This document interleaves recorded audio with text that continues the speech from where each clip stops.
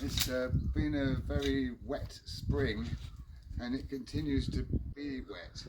Um, so the garden is, the vegetable garden is all saturated in wet mud and very difficult to work with. So everything's really behind this year. But it doesn't matter if you sow much things in April, especially early April. But I've got all that done so far. And this is just site B, which is a sandy soil. Site A is a clay soil, and that's really, really saturated. So I'm getting this sandy bit done first, but normally I get them both done together. Um, just removing loads of weeds and digging the soil before I put manure in and sow vegetables like I've done here. Ordinarily, if it was this wet and gloopy, I'd leave it for another day, but now it's getting so long that it's just been continuously wet that I'm going to have to press on and do my vegetables anyway. And it's much more difficult getting all the mud off the weed roots. Here are some perpetual spinach which have seeded themselves here like a weed. And in fact, they do grow wild, usually around cliff tops and things. Perpetual spinach isn't actually a type of spinach, it's in the beetroot family. It has quite a swollen root, we don't really use the root on this one. But you see here it's going up like a stem, and that means it's growing up to flower and then finish because they're biennial. So I'm just going to dig these up and save the leaves because they can be useful. And I've got another perpetual spinach already sown over there for this year. These sticks here are the remnants of last year's Jerusalem artichokes. And they are starting to bud again, so normally I'd have planted them much earlier in the year, but yeah, I'm still finding some now, so I can put some in a nice row of these, they'll be fine. And they're a brilliant crop to have because they produce so many roots, and you can use the leaves for tea and stuff as well. I haven't tried that yet. And so here they're kind of growing into the grass path, so I'm not sure, should I just leave them there? And there could be some here, and I'll just dig the ones out that have come over the vegetable garden. I think I'll do that because I've got quite a lot of Jerusalem artichokes, so it might be nice to leave those as a bit of a clump. Just get any out from around here. So there's another one, and they're pretty good, really. That's so many, I never eat them all. And there's another one there, just growing up its new shoot for this year. So they're actually a type of sunflower, and they come from North America. We always grow lots of them. But you see, we always get tons more little bits of them, all with little shoots on. And we've already had just loads already. Another little bit. Another bit. But I think I'm going to just leave those there because it'd be nice to have like this little sunflower type flowers later in the year. Grasses are some of the most annoying weeds in the vegetable garden because they sort of have such a hold on big lumps of soil. Now, I normally like to weed only on kind of dry days because then the weeds will just dry and die.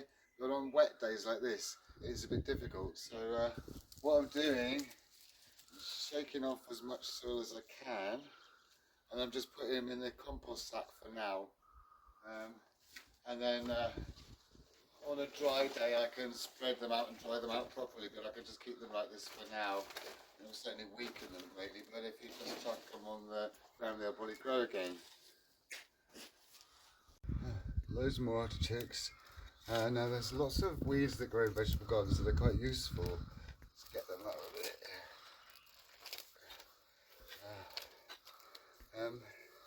This one. And these are plants that are very, very plentiful, but very, very useful.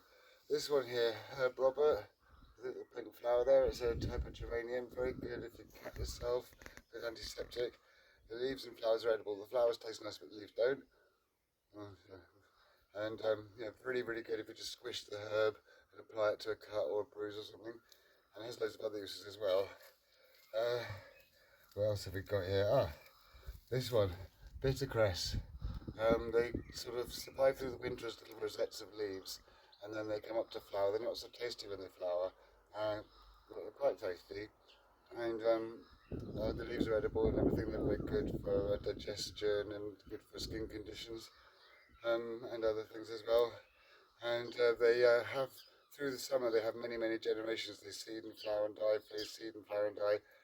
But the one that the last in the winter, they'll just stay as a rosette and like hibernate as a rosette of leaves. And they provide green vegetables all through the winter when there's nothing else.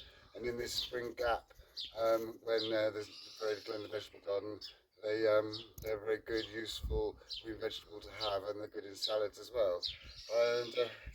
And the dandelion, that's really, really useful. That's like a wonder herb.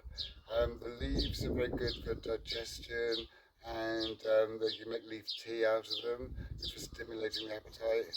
And the roots can be made into a coffee, which is very good for the whole immune system, very good for the gallbladder, liver and kidneys.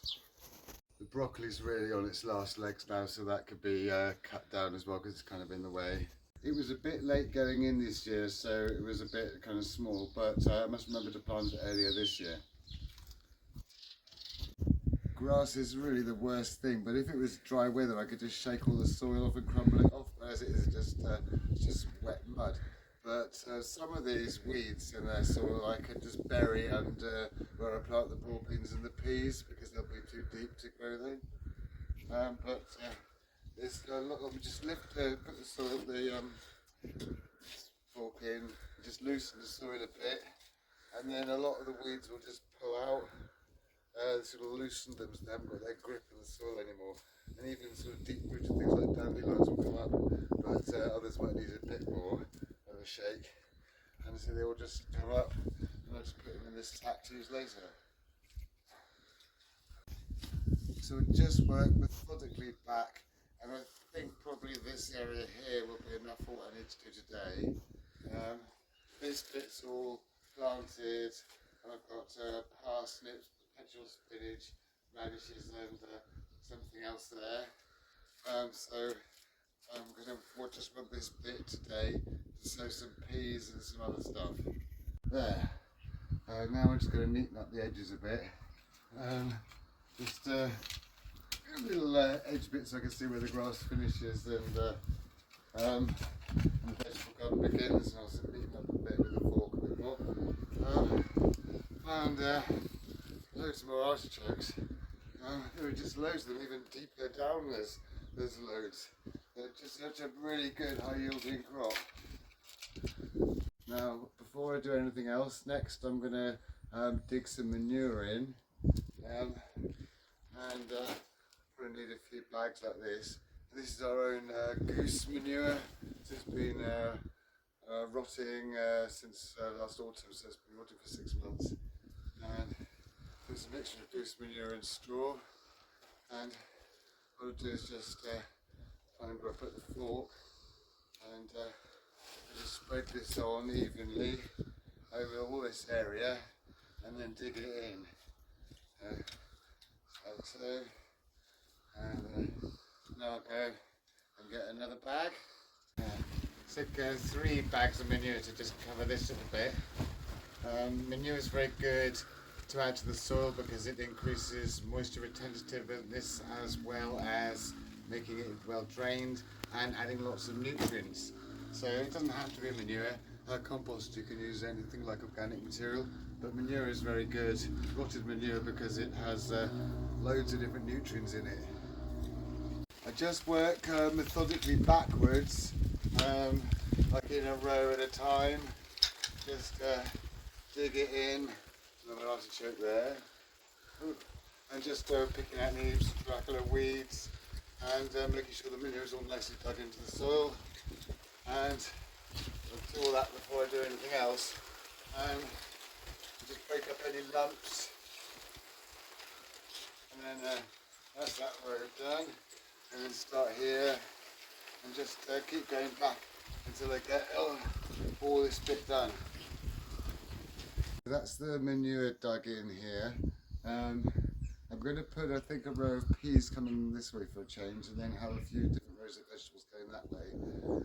And peas are very good if you dig a trench and fill it with manure under them. So I'm going to dig a trench here, and then I'm going to put some Jerusalem artichokes on this side of it as well, so that they grow up and they take longer to grow, and the peas will finish before they do, and they'll provide nitrogen in the soil because they're legumes and they get nitrogen out of the air.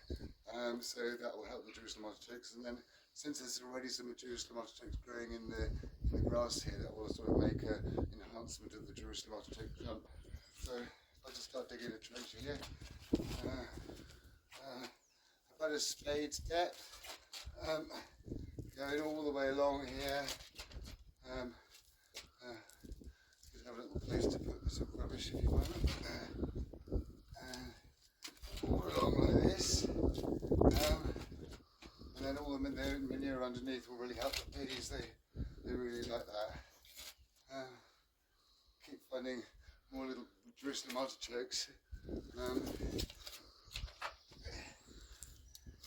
another one.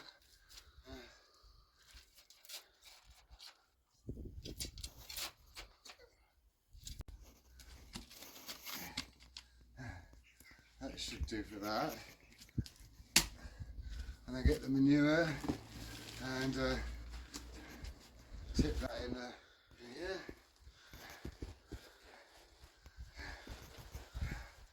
And spread it around. I think I'll need a bit more manure.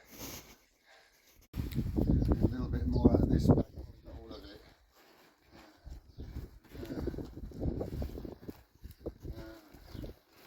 That should do. And just spread that about. With the extra soil left over from this trench being filled, it'll just be tipped over there for this year. Like there. And then just put a little bit of soil back on top. Like that.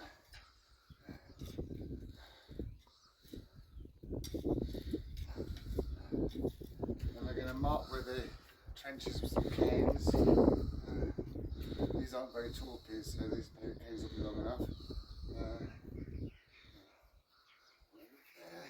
Just mark the back of the row for now. And eventually the peas can grow up the string tied to these canes.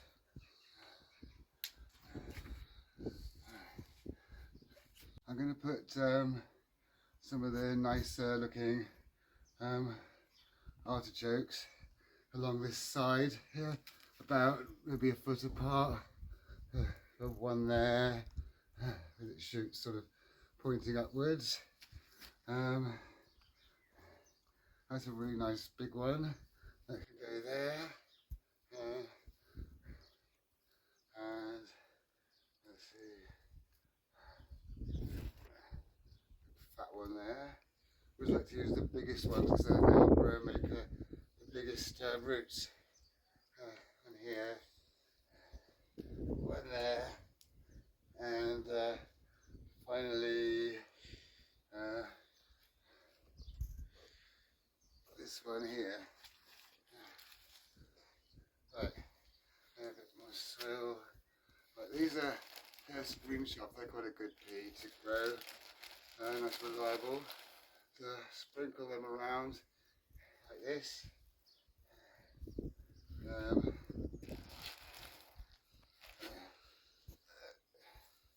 All the way along. And I'm going to add the other canes.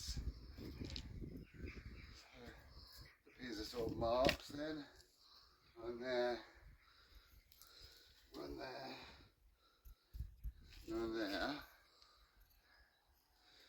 And I'm going to just cover this over. See about sort of so deep. And like this. And that's the peas and the artichokes planted then. And this extra soil I can just move over with this stuff, balance it out.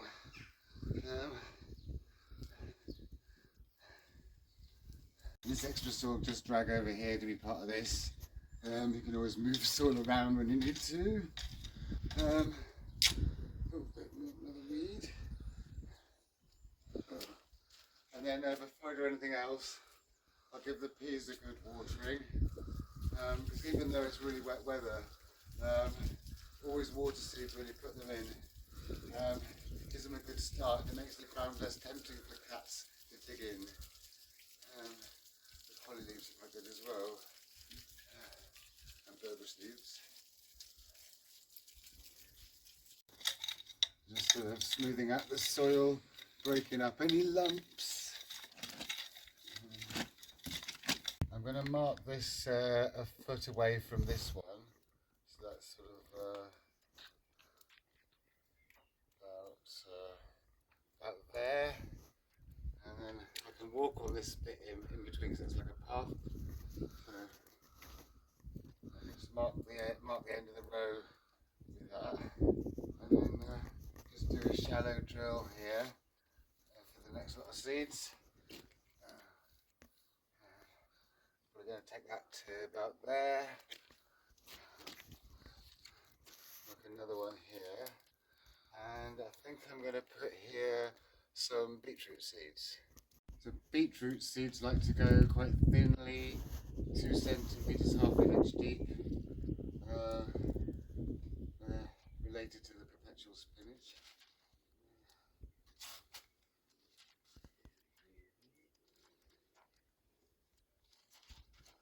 Just put a few on my hands, because that's much easier to do, and then just sprinkle them finely along the row like that, and just cover them over. And then I move the stick over a bit more and create another row here. And just do the same again here, with another little row like that. So give me 2 nice crops of really early beetroot. Same here again, just tip some on my hand and then sprinkle them along.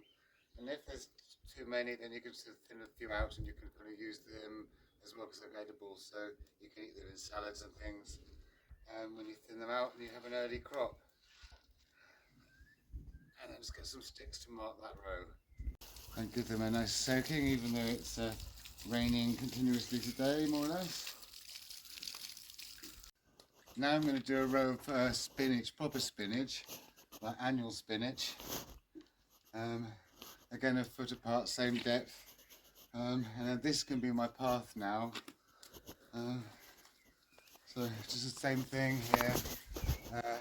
Build put a little furrow in there, and then put the seeds.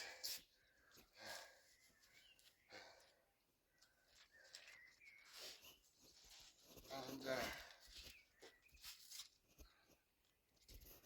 these are a very nice quick crop spinach. And if you keep sowing them at intervals, you have them for throughout the season, about every 2 weeks usually. They can go all the way along to there, and just a little stick to mark where it goes to, and just cover those over and give them a good watering. In this little gap along the edge here, I'm just going to put some other little things. Rocket, let's just keep those in there for now. That's coriander. That's kind of a good thing to have. It's nice to have in salads and cooking, and you can use the leaves and the seeds and the flowering stems. It's all a really good thing to have, coriander. So just do a nice little patch of it here. Should be nice. I don't think I've got room for the rocket here. Let's just put a nice big patch of coriander, just sort of dig those in there. Hit it with my fingers, and then some of these calendulas, English marigolds, they're very nice. You can eat the petals, and they're very good at warding off pests and things. Just water all those in as well, and then just over here I'm going to put some of these Virginian stocks. These are nice.